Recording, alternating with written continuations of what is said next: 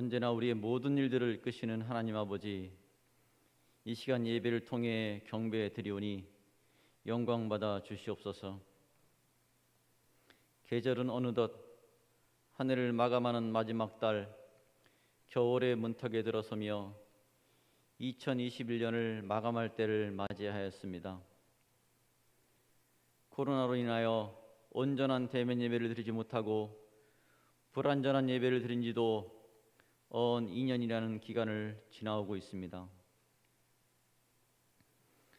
하나님 아버지께서는 저희들에게 하나님의 섭리와 계획을 알게 하시기 위하여 각종 질병과 사고와 역사를 보며 성령님을 통하여 깨닫게 하신다는 것을 저희들은 잘 알고 있습니다. 하지만 저희들은 영의 눈이 어두워진 아담과 같이 우리의 죄악된 모습은 보지 못하고 거짓되고 불의한 모습을 당연시하고 환경의 어려움에 낭망하며 쓰러질 때가 많습니다. 하나님 아버지, 전대중앙교회가 66년이라는 기간 동안 하나님의 용서와 기다림의 마음으로 지내왔다면 미래의 모습은 하나님의 사명을 건실하게 감당하며 크게 사용되는 구원의 방주의 역할로의 모습으로 성장되어지길 원합니다. 각 부서마다 동역하는 사역자가 넘쳐나게 하시고 말씀을 통해 양육된 평신도들이 기쁨으로 섬김의 본을 보일 수 있는 즐거운 교회로 부흥케 하여 주시옵소서.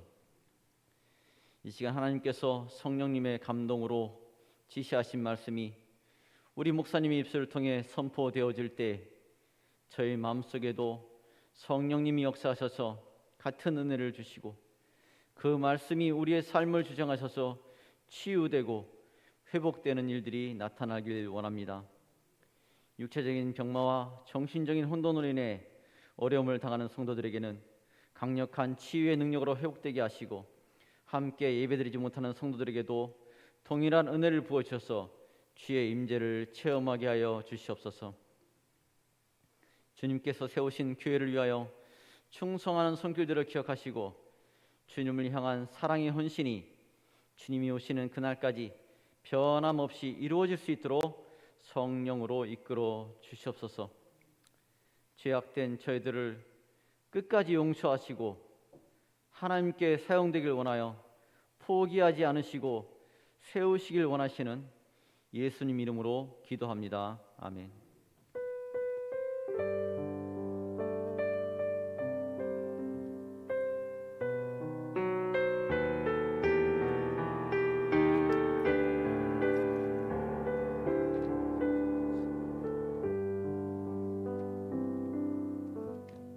아멘.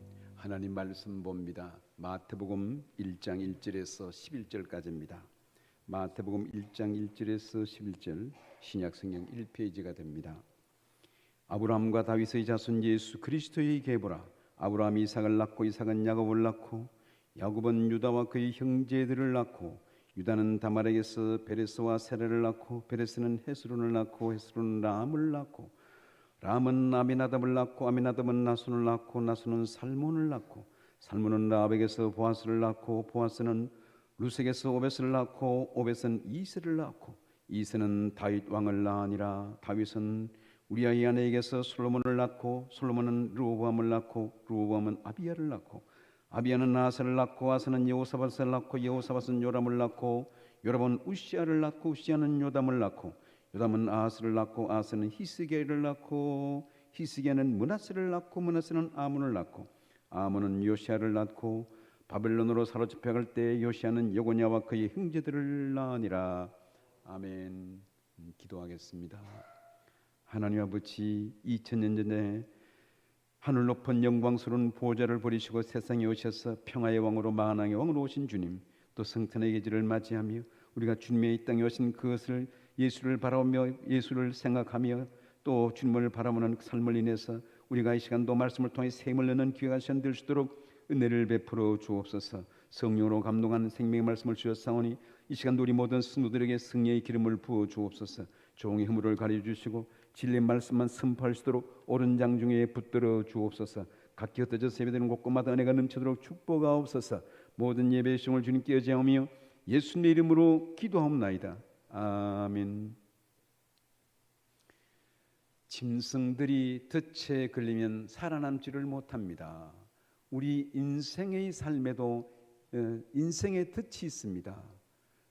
짐승의 그 덫은 곧 헤어날 수 없는 것처럼 우리도 본의 아니게 이렇게 덫에 걸려서 참 헤어나지 못한 그런 경우가 없지 않아 많습니다. 그것은 인생의 덫은 택한 백성이라 할지라도 그런 것에 걸린 경우가 있으며 돌발 사태로 얘기하지 못한 일들을 그를 만나는 경우가 없지 않아 있습니다. 때로는 질병으로, 때로는 사고로, 때로는 경제적인 문제로, 때로는 신분으로, 때로는 가정적인 문제로, 또 요한복음 9장에 보니 태어나면서부터 이 맹인이 된 사람이 있습니다. 얼마나 억울하겠습니까? 또 요즘 금수저, 흙수저 그랬는데 금수지로 태어나면 얼마나 좋겠습니까? 편안하고 또 재물도 많고, 그런데 신분 지위도 괜찮고, 그런데 흙수저로 태어나면 참 이게 좀 불행합니다. 예, 오늘 봉도한 말씀에 이 예수 그리스도의 계보를 말하는데 이게 이 모든 계보는 첫 번째 이 1절 말씀에 아브라함과 다윗의 자손 예수 그리스도의 계보라고 말합니다. 곧 예수님은 아브라함의 후손으로 오셨고 다윗의 후손으로 오셨습니다. 다윗을 말할 때에는 성군 다윗이라, 다윗은 사울 왕도 40년 통치했고 다윗 왕도 40년 통치했고 놀랍게 솔로몬도 40년을 통치했습니다. 그런데 이 모든 역대 왕들 중에서 다윗은 가장 위대한 왕이었어요. 국방을 가장 튼튼하게 했고 영토를 많이 넓혔고 그는 백전백승이었고 그는 실패가 없어 전쟁에서 한 번도 패한 적이 없습니다. 이것을 사도행전은 기록하기를 내가 이새의 아들 다윗을 만나니 내 마음에 합한 사람이라. 다윗은 참으로 하나님께 귀하게 쓰임받은, 그러므로 하나님께서 참 그를 귀하게 들으신 인물입니다. 그렇다고 하여 다윗이 이렇게 40년 통치하면서 그는 금수저로 살았는가? 그렇지 않습니다. 온갖 다윗은 먼저 출생부터 참 비극적인 완전 흙수저였습니다. 예, 사무엘상 16장 10절에 보면 다윗은 이새의 8째 아들로 나옵니다. 곧 사무엘 선지자가 사울 왕을 하나님이 버려서 대신 다른 왕을 세우려고 기름 부으러 갔을 때 이새의 집에 들렸습니다. 기름을 부을 때에 엘리압 첫 번째 엘리압이 지나고 둘째, 셋째 지나고 일곱째가 다 지나갔습니다. 사무엘 선지자가 묻습니다. 이 외에 다른 아들이 없습니까? 그랬더니 말째가 있다. 말째는 양을 치고 있다. 그래서 말째, 일곱째 다 지나간 다음에 말째니까 8째 아들로 나옵니다. 그런데 역대상 12장에는 보니 이 다윗을 이세 7째 아들이라고 말합니다. 성경이 뭐 이렇게 서로 틀리는가? 성경 1.1핵도 오류가 없습니다. 어찌하여 역대상에는 이 역대상 2장에는 다윗을 이세의 7째 아들로, 사무엘상에서는 8째 아들로 표현하는가? 예, 곧 역대상하는 이스라엘 백성들이 바벨론 포로에서 갔다 돌아오고 난 이후에 기록한 것입니다. 그래서 역대상하 기록은 하나님께서 아직도 우리 백성과 함께 하시는가? 하나님의 사랑은 우리에게 여전한가? 주의 언약은 우리가 바벨론 포로에 와서 왕들도 다 계보가 무너졌고 성전도 무너졌고 초토화가 되었는데 하나님의 사랑이 아직도 우리에게 있는가? 하나님의 언약은 유효한가? 거기에 대한 것을 쓴 것이 역대상하입니다. 그에 대한 결론은 그렇다는 것입니다. 하나님 지금도 함께 하시고 언약은 변하지 않았으며 지금도 하나님의 계보는 하나님의 역사의 섭리는 계속 유다를 통해서 이어지고 있다는 그 얘기를 하고 있는 것입니다. 오늘 봉도한 말씀은 저것은 제가 컴퓨터로 걸려니까 아주 복잡해서 그냥 제가 사인펜으로 썼습니다. 이거 다윗의 계보를 얘기하고 있어요. 오늘 이게 1장 1절 말씀에서 다윗의 자손 예수 그리스도라고 말하는데 우리 족보죠. 계보를 말할 때는 뭐 선제 뭐 18대 조가 무슨 영의정을 했고 또 25대 손이 좌의정을 지냈고 뭐 등등 그런 것을 얘기해야 되는데 오늘 여기에 보면 다윗의 계보는 어떠한가?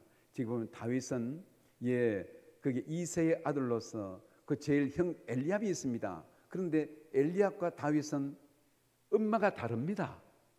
엄마가 다르고 아버지는 같지만은 그럼 다윗은 누군가? 이 좀 오른쪽에 있는 이 스루야, 아비가일, 물론 또 다윗의 아내가 된 아비갈과는 다른 아비갈로도 표현되는데 그 스루야와 아비가일의 어머니가 있었는데 아들이 없이 스루야의 어머니가 죽었습니다. 이스라엘 백성들이 유업을 물려줄 때에도 또 계보를 줄 때 아들이 없으면 이건 소용이 없습니다. 우리나라에도 딸은 소용이 없습니다. 아들을 낳아야 됩니다. 아들을 못 낳으면 죄송한 표현입니다만은 칠거지약 중에 하나라. 그래서 참 아들이 없으면 그건 참 가문이 끊어지는 것이기 때문에 이스라엘이 그랬습니다. 아들이 반드시 있어야 됩니다. 그러므로 이스라엘 백성들은 가장 부끄럽게 생각하는 것을 적군의 손에서 죽는 것, 그다음에 여자의 손에서 죽는 것. 적군은 뭡니까? 할례받지 않은 백성입니다. 할례받지 않은 백성에게 그건 적군을 말하는데 그것을 가장 수치롭게 생각해서 사울 왕이 길보아 전쟁에서 스스로 자결한 것도 적군의 화살에 할례받지 않은 사람, 할례받지 않은 적군에게 맞아서 죽는 것이기 때문에 그것을 부끄러워서 자기가 목숨을 끊었다고 해서 스스로 칼을 놓고 엎드러지는 것이 사울 왕입니다. 그만큼. 그 다음에 여인의 손에 죽는 것을 부끄럽게 생각하고 세 번째로는 여자가 아이를 못 낳는 것. 요즘은 뭐 이렇게 또 자녀 없이도 그냥 이렇게 입양해서 하고 그런 것이 있습니다만 세대가 많이 바뀌었습니다. 당시의 개념으로 아들이 없으면 이것은 계보를 잊지 못하는 것이기 때문에 가장 부끄럽게 생각했고 딸은 소용이 없고 그 딸은 계보를 잊지 못합니다. 지금 다시 저 족보를 봅니다. 이게 이 족보에 아비가일과 또 스루야는 이것은 한 어머니가 있었는데 아들이 없게 되자 아들이 없어서 고엘제도는 기업 물을 짭니다. 불쌍한 사람이 있을 때 그것을 이렇게 도와주는 그런 것인데 고엘제도 곧 계대 결혼을 통해서 이 스루야의 어머니가 이새와 결혼합니다. 이새와 결혼해서 낳은 것이 다윗입니다. 다시 말해서 저 계보는 다윗은 위에 7평과는 어머니가 다릅니다. 그러다 보니 이 시편에 보면 그런 기록이 있습니다. 시편 27편에 내 부모는 나를 버렸으나 여호와는 나를 영접하시리니 이 부모도 자기에게 관심을 주지 않았어요. 그래서 좀 죄송한 표현입니다만은 이게 다윗은 서자 출신입니다. 서자는 어떤가? 옛날 서자는 과거를 못 봅니다. 홍길동전에 보면 서자 홍길동 그는 과거에 못 나갑니다.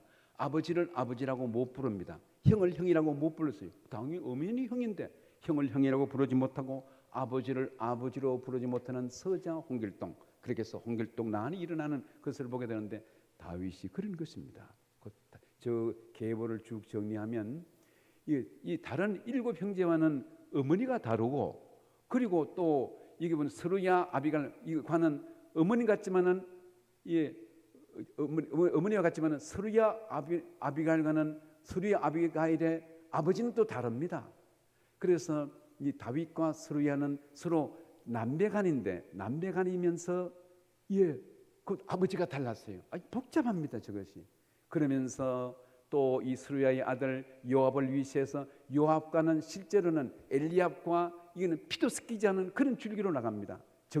아버지도 다르고 어머니도 다르고 이렇게 하면서 참 이런 왕자의 난도 일어나게 되는 것을 보게 되는데 다시 말해서 다윗은 복잡한 가문에서 그러므로 아버지의 사랑도 받지를 못했어요. 그래서 보면 사무엘이 기름 부으려고 왔을 때에 7째 아들을 뚝 쭉쭉쭉 보면서 이도 아니라 지나가는데 다윗은 해당상이 없기 때문에 너는 양이나 치고 있으라. 그래서 사무엘 이외에 다른 아들이 없는가 물었더니 말째가 있다. 이렇게 해서 다윗에게 기름을 부었습니다. 그 다음에 사건은 블레셋과의 전쟁이 일어납니다. 이 형이 엘리압 아비나답을 위시해서 삼마 이렇게 전쟁터에 나갔는데 아버지가 말합니다. 그냥 말하자면 서자지요. 다윗이 얘야 너 형들 전쟁에 나갔는데 이 먹이를 가지고 가서 또 이게 도시락 가져가서 좀 형들을 만나보고 그리고 반드시 그 표를 어떤 그 증거를 안부를 묻고 돌아보고 오라. 전쟁터에 보냈습니다. 심부름 보낸 것이죠. 먹을 것을 가지고 보냈더니 엘리압이 다윗을 만납니다. 그럼 엘리압이 만난 다음에 동생 아우 왔는가? 괜찮느냐? 먼 길 어떻게 무거운 것을 어떻게 들고 왔느냐? 그 보면 음식을 대단히 많이 들고 갑니다. 그렇게 해서 형이 반갑게 맞이한 것이 아니고 너 왜 왔나 너? 막 야단칩니다. 그리고 다윗이 전쟁에 나갈 때 엘리압, 아비나답, 산발을 위시해서 다 막 말립니다. 너 이 녀석이 전쟁이 장난인 줄 아느냐? 거기에 보면 형들이 다윗을 칭찬하는 구석이 한 구석도 없습니다. 이것을 쭉 보면서 곧 이것은 어머니가 다르기 때문에 그런 이 계보를 가지고 있습니다. 이러한 다윗의 계보는 출신도 흙수저고 그러므로 참 뭐 이렇게 뛰어난 가문도 없고 그런 가운데 태어났다는 사실입니다. 곧 예수 그리스도는 이러한 계보를 통해서 살몬을 통해서 보아스를 통해서 오벳을 통해서 이새와 다윗과 그리고 솔몬을 통해서 그 계보가 이어지고 있다는 사실입니다. 오늘 봉독한 말씀에는 예수 그리스도의 생명 계보가 족보 이어집니다. 먼저 예수님의 탄생에 대한 예언이 나타납니다. 예수는 어떻게 어떻게 올 것인가? 창세기 3장 15절에서는 예수님은 세상에 오실 때에 내가 너로 여자와 원수가 되게 하고 내 후손도 여자의 후손과 원수가 되게 하려니 여자의 후손은 내 머리를 상하게 할 것이요 너는 그의 발꿈치를 상하게 할 것이라. 곧 메시아가 여자의 후손으로 온다. 이런 계보를 통해서 여자의 후손으로 온다. 두 번째 아담으로 온다는 약속입니다. 두 번째로는 메시아는 오되 아브라함의 후손으로 온다는 사실. 아브라함의 그것이 창세기 22장 18절에 나옵니다. 또 내 씨로 말미암아 천하 만민이 복을 받으리니 이는 내가 나의 말을 준행하였음이라 하셨다 하니라. 내 씨로 말미암아 천하 만민이 복을 받을 것이라. 내 씨로 말미암아 그러면서 곧 아브라함의 후손으로 내 씨는 아브라함을 말하지요. 아브라함의 후손으로 올 것을 약속했습니다. 그리고 세 번째로는 이 예수님은 어떻게 오시는가? 곧 유다의 후손으로 오실 것을 약속했습니다. 창세기 49장 10절 말씀에 규는 왕 지봉을 말합니다. 왕 지봉이 규가 유다를 떠나지 아니하며 이 통치자의 지팡이가 그 발 사이에서 떠나지 아니하기를 신라가 오시기까지 이르니 그에게 모든 백성이 복종하리로다.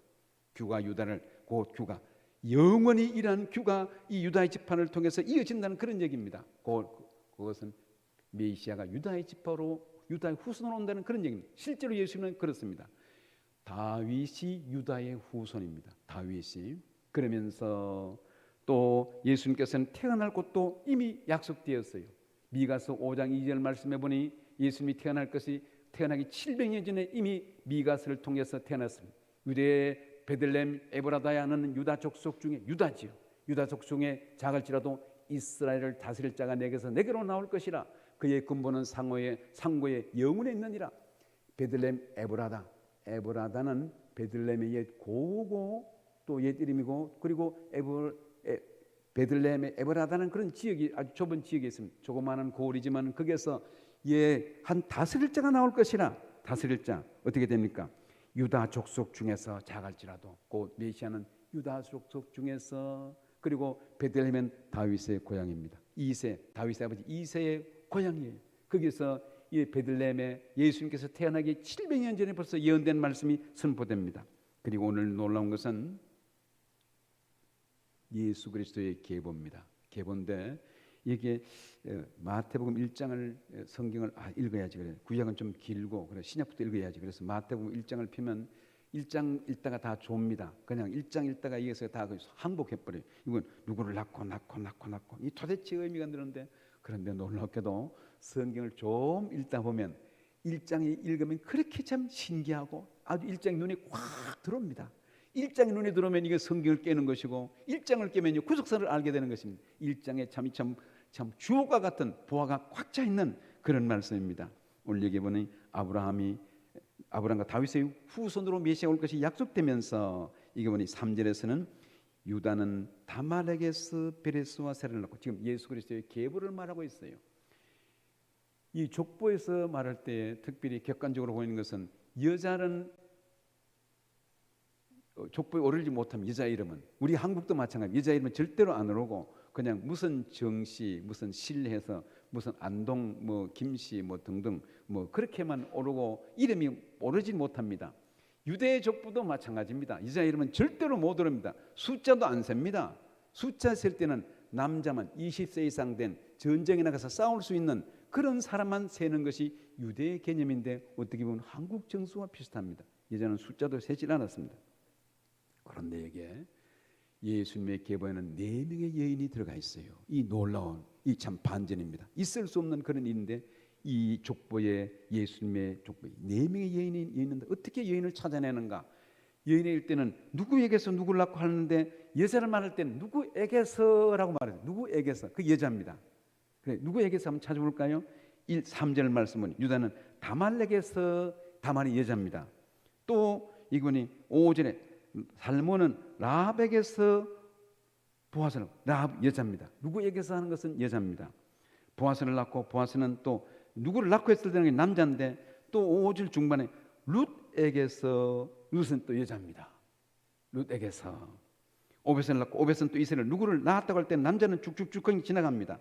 그리고 6절에 보니 또 이상한 구절이 하나 있습니다. 이새는 다윗 왕을 낳으니라.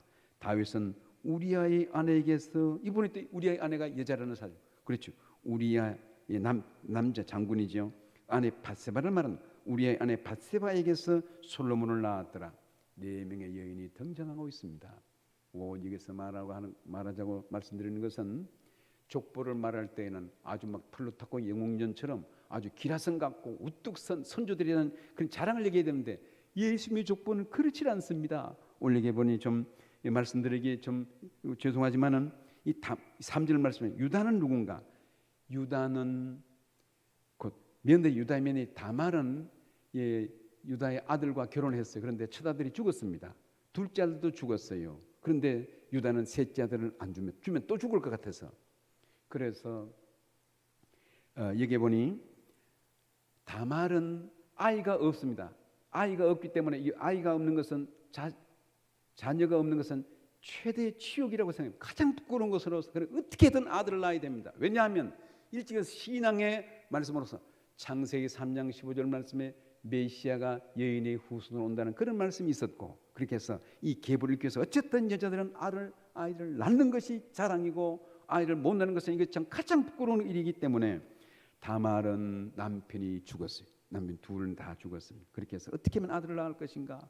그리고 시아버지는 다시 셋째 아들을 자기에게 주질 않습니다. 그렇게 해서 다말은 기생 옷을 변장해서 옷을 바꿔 입고, 그리고 양털 깎는 아버지 앞에 나타납니다. 그래서 아버지는 그 창녀인 줄 알고 그곳에 갔다가 이 관계를 맺습니다. 그렇게 해서 며느리가 아이를 가졌어요. 소문이 났습니다. 당신 며느리가 남편도 없는데 아이를 가졌다. 그래서 시아버지가 화가 났습니다. 그에 불러라. 그래서 그냥 없애버리겠다고. 그렇게 했는데 그 며느리 다말이 말합니다. 이 아이의 주인은 이 도장과 이 지팡이의 주인입니다. 도장은 시아버지 것을, 시아버지의 허리띠와 이 도장과 이 허리띠 끈을, 지팡이를 주었어요. 이것이 아이의 아버지입니다. 기가 막힌 일. 이때의 시아버지는 말은 내가 나보다 지혜롭다고 말해요. 이것은 한편 고엘 제도와 계대 결혼의 하나의 연장선인데, 다말은 어찌든지 아들을 그 계보를 이으려고 하는, 그런데 이 관심을 가져서 아버지가 그를 너는 나보다 지혜롭다고 말한 것을 볼 수 있습니다. 계속 보죠. 두 번째로는 5절에 살몬은 라합에게서, 우리는 라합은 여호수아에 보면 기생이라고 나옵니다. 그런데 실제로는 우리가 기생은 기생은 그래도 조선시대 보면 좀 고급 화류계에 좀 지위가 있는 사람들이었어요. 그런데 이게 실제로는 창녀라고 실제 원의미가 창녀입니다. 그래서 살몬은 창녀에게서 보아스를 낳았다. 이란 지금 예수 그리스도의 계보를 말하고 있습니다. 계보를. 그러면서 보아스는 어떻게 됐냐? 보아스는 룻에게서 오벳을 낳았다. 룻은 누굽니까? 모압 여인입니다. 모압 여인. 모압에 대해서는 신명기 23장 3절에 말하기를, 모압에 대해서는 암몬 사람과 모압 사람은, 신명기 23장 3절에 암몬 사람과 모압 사람은 여호와의 총에 영원히 들어오지 못하리니 그들에게 속한 자는 10대뿐 아니라 영원히 여호와의 총회에 들어오지 못하리라. 왜 그런가? 예, 모압과 암몬은 그 조상이 롯이 아니고 롯이었습니다. 소돔과 고모라성이 불탈 때에 천사를 통해서 롯의 가정을 끌어냈습니다. 그런데 롯의 아내는 그 재산이 소돔과 고모라성에 미련해서 뒤로 돌아보다가 소금 기둥이 되었어요. 그리고 가까스로 탈출된 것이 롯과 두 딸이 나왔습니다. 두 딸이 소돔과 고모라가 불탈 때 두 딸이 나왔는데 그 다음에 소알로 산으로 도망을 갔습니다. 문제는 후대를 잊지를 못합니다. 어떻게 이 두 딸이 결혼할 수 없고 후손을 잊지를 못하게 되자 큰 딸과 두 딸이 협의를 해가지고 아버지에게 술을 먹이고 아버지와 관계를 맺습니다. 이렇게 해서 큰 딸이 낳은 것이 모압입니다. 둘째 딸이 또 아들을 낳았어요. 아버지와 관계를 맺어서 술을 먹이고 관계를 맺어서 암몬입니다. 어찌하여 이런데 좀 이렇게 추잡한 일이 있는가? 이 모든 배경에는 고엘 제도의 개념이 있습니다. 계대 결혼, 고엘 제도는 기업을 잇도록 하고 어떻게든지 기업을 이었고 또 여인의 후손으로 오실 메시아가 올 것을 약속한 그런 개념 하에서 이것은 어떤 면에서 인도에서는 어떤 한 남자가 60명의 아내를 거느리고 하는데 정부서 그렇게 하는 것은 하나의 복지 차원에서 그렇게 허용하는 그런 것 같은데 지금 이게 롯이 이렇게 두 딸과의 관계에서 모압과 암몬이 났는데 그래서 신명기 23장에는 말합니다. 비록 이렇게 해서 그 후손이 났다 하더라도 그것은 출발이 잘못됐기 때문에 첫 단추가 잘못됐기 때문에 그 모압과 암몬은 10대뿐 아니라 영원히 총에 못 들어온다. 곧 좀 더 쉽게 말하면 영원히 하나님의 백성이 될 수 없다 그런 얘기입니다. 그런데 어떻게 됩니까? 여기에 룻이 모압 여인이라는 사실입니다. 나오미가 베들레헴에 흉년이 들어서 모압 지방으로 갔다가 그곳에서 말론과 기를 모압 여인을 며느리로 맞아들였어요. 그런데 어떻게 됩니까? 시아버지 죽고 두 아들 죽게 되자 시어머니가 두 자부만 남았는데 한 자부는 돌아가고 남은 것이 룻입니다. 룻을 나오미가 데리고 베들레헴으로 돌아옵니다. 베들레헴으로 돌아와서 어떻게 됩니까? 오고 갈 데 없어요. 과부잖아요. 남편 죽었잖아요. 기업도 없습니다. 빚더미밖에 없습니다. 이때 기업 물을 자 외하스가 아니고 보아스가 나타납니다. 외하스는 과자 이름입니다. 보아스가 나타나서 이 룻과 결혼을 합니다. 이렇게 해서 룻과 결혼한 것이 어떻게 돼요? 룻과 결혼해서 오벳을 낳고 오벳이 이세를 낳고 이세가 다윗을 낳는 그런 기가 막힌 드라마가 펼쳐집니다. 다시 말해서 룻은 다윗의 정조모가 됩니다. 다윗의 정조모가 되어서 이렇게 기가 막힌 드라마가 펼쳐지면서 곧 오늘 봉독한 말씀에 이렇게 다말이나 또 이게 라합이나 룻이나 그리고 밑에 나오는 또 우리의 아내 밧세바도 마찬가지입니다. 밧세바는 누군가요? 다윗 왕의 남의 아내를 빼앗아서 그 아이를 가졌어요. 그것이 첫째 아들은 그렇게 해서 죽었고 둘째 아들이 태어난 것이 솔로몬입니다. 솔로몬이 어떻게 되는가요? 너는 남의 아내에서 빼앗아 낳기 때문에 너는 가만히 숨어서 지내라. 그런 것이 아니고 그가 이스라엘 왕이 됩니다. 솔로몬이 왕이 되어서 가장 지혜롭고 가장 부귀영화를 누렸던 그리고 아버지가 통치를 잘하고 아버지의 그 공로로 솔로몬이 40년 동안 통치할 때 나라가 안정된 그런 것을 볼 수 있어요. 솔로몬은 그렇게 해서 그가 잠언 전도 아가스를 지으면서 처음에는 방탕한 세월을 지냈지만 이제는 돌아와서 하나님 없이 살았던 것이 모든 것이 헛되도록 하면서 돌아와서 잠언서 전도서 아가스를 지었습니다. 오늘 말씀을 얘기했는데 무슨 얘기를 하고 있습니까?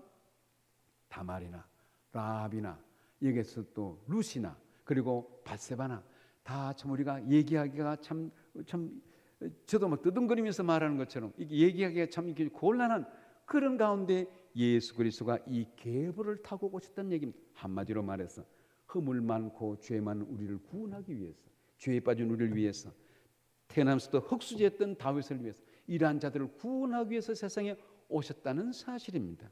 그러면서 예수님 오셨을 때에 그 오신 이름이 있습니다. 예수님 오실 때에 그는 만왕 킹 오브 킹 왕 중의 왕이라 만왕의 왕이라 그리고 또 그는 어린 양이라 임마누엘이라 섬기는 종으로 또 겸손의 왕으로 오셨습니다. 그리고 임마누엘 하나님으로 오셨어요. 하나님 아버지로, 영존하신 아버지라. 이사야 9장 6절 말씀해 보니 메시아에 대한 그 이름이 나옵니다. 메시아에 대한 이사야 9장 6절, 이는 한 아기가 우리에게서 낳고 한 아들을 우리에게 주신 바 되었는데 그의 어깨에는 정사를 메었고 그의 이름은 기묘자라, 모사라, 전능하신 하나님이라, 영존하시는 아버지라, 평강의 왕이라 할 것입니다. 메시아는 오셔서 그는 만왕의 왕이고 성자, 예수님 성자 하나님입니다. 예수님이 하나님입니다. 성령도 하나님입니다. 성부도 하나님. 하나님은 한 분이신데 한 분 하나님의 세 위가 계셔요. 세 위. 성부 하나님, 성자 하나님, 성령 하나님. 성자 하나님이 예수 그리스도로 세상에 오셨습니다. 이렇게 예수는 오셔서 우리의 아버지로, 우리 이게 전능하신 아버지라, 임마누엘이라. 우리가 살아가면서 이런 대통령의 문화를 받고 대통령이 함께하면 얼마나 힘이 있겠어요. 그런데 대통령보다도 더 힘이 있는 하나님께서 우리와 함께 하시는 줄 믿습니다. 이것을 계속해서 성경에 말합니다. 내가 너를 떠나지 아니하리라, 내가 너를 지키리라, 내가 너를 인도하리라 라는 얘기를, 나는 너의 아버지라, 만왕의 왕이라는 이야기를 계속해서 하고 있습니다. 이렇게 하나님은 우리의 전능자로 임마누엘 하나님으로 세상에 오셨습니다. 뿐만 아니라 오늘 예수 그리스도의 이 족보에 보면 이렇게 이런 죄와 더불어서 이렇게 세상에 빠진 그런 사람들을 구원하기 위해서 오셨을 뿐만 아니라 이게 또 악한 왕도 나옵니다. 악한 왕 10절 말씀에 보면 악한 왕은 히스기야는 므낫세를 낳고, 히스기야 왕은 성군 왕이었지만은 므낫세는 악한 왕입니다.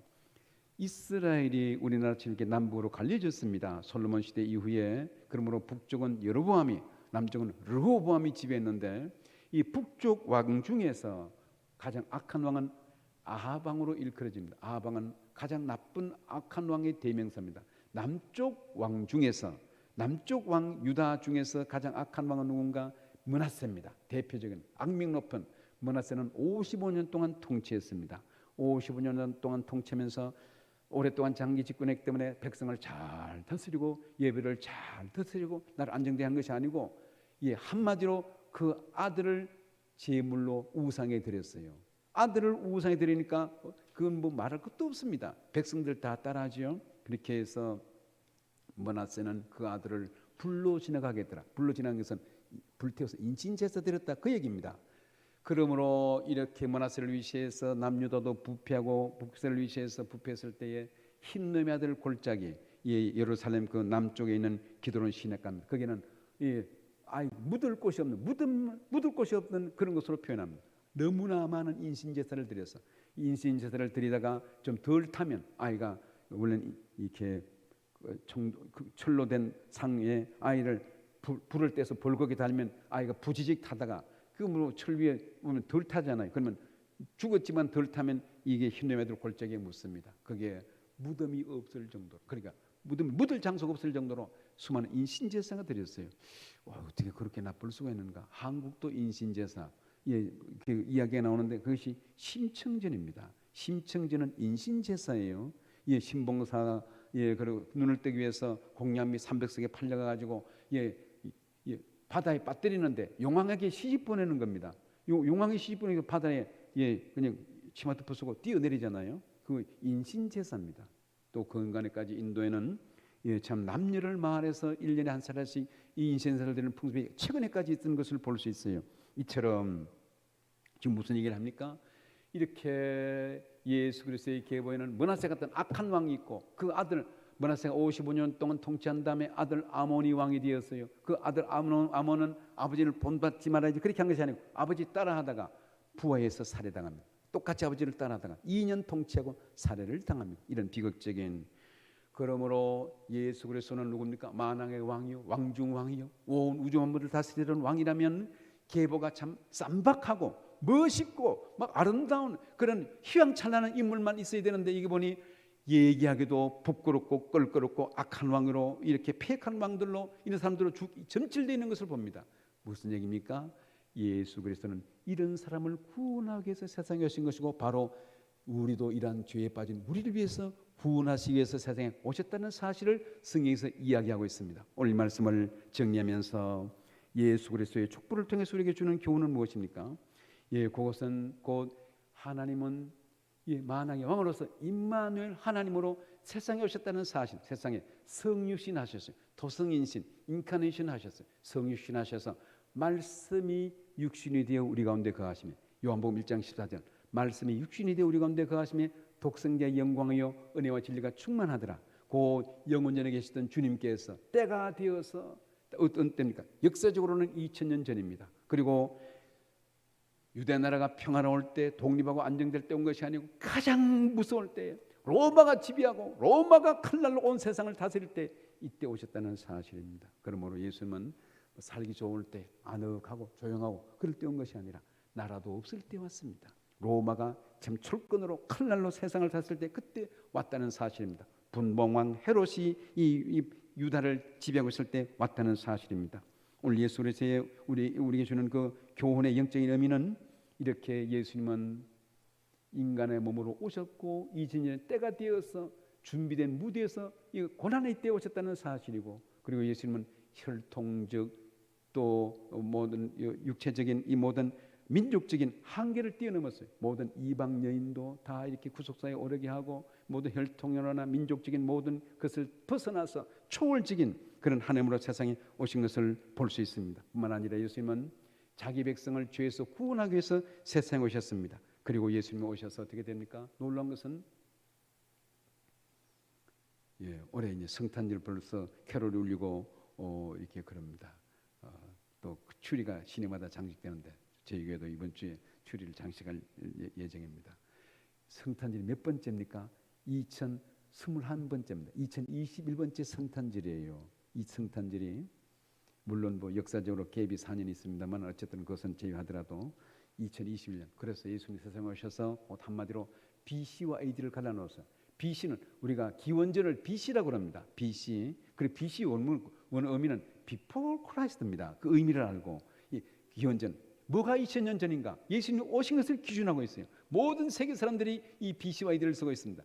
Before Christ, 예수님 이전. 그 AD를 주를 우리는 그냥 한글로는 주라고 합니다만 AD라고 합니다. 아노 도미니, 라틴어로 예수님 주라는 그런 의미로서 예수님이 오셔서 BC와 AD를 갈라놓으셨어요. 뿐만 아니라 예수님 세상에 오셔서 어떤 죄인도 다 구원하셨어요. 고린도후서 5장 17절 말씀 보니 누구든지 그리스도 안에 있으면 새로운 피조물이라. 이전 것은 지나갔으니 보라 새 것이 되었도다. 주 안에 있으면 다 우리는 새 것으로 변화되고 주님을 만난 모든 사람마다 다 바뀌었습니다. 성탄의 계절을 맞이했습니다. 주일학교 청년부에서 또 이웃 사랑, 이웃 돕기 캠페인을 이제 벌이려고 계획을 한 것 같습니다. 우리도 이 성탄의 계절에 주님께서 자기 몸을 제물로 드리기 위해서 세상에 오셨어요. 우리도 그냥 우리는 받기만 하고 있는 것이 아니라 우리도 이러한 성탄의 계절에 그리스도의 사랑을 가지고 이웃에게 다가가고 이웃에게 손 내밀고 이웃에게 그리스도의 사랑을 전하는 우리 교우들이 되기를 바랍니다. 어느 마을에 한 의사가 있었는데 웬 좀 낯선 부인이 아주 헬리월드고 왔습니다. 그래서 다급하게 와서 이 의사 선생님, 우리 남편이 죽어갑니다. 좀 와서 좀 살려주세요. 그런데 이 여자가 좀 행색이 좀 남노한데 의사의 눈치를 보고 있어요. 그래서 한마디 합니다. 그런데 의사 선생님, 저는 돈이 없습니다. 그랬더니 의사 선생님이 돈이 문제입니까? 사람이 죽어간다는데. 그렇게 해서 왕진 가방을 가지고 이 여자를 따라갑니다. 그래서 따라갔더니 남편이 누워 있어요.